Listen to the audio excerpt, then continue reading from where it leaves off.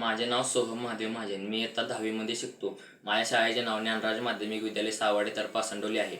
माझ्या प्रयोगाचे नाव आहे ग्लास वॉटर क्लीनर.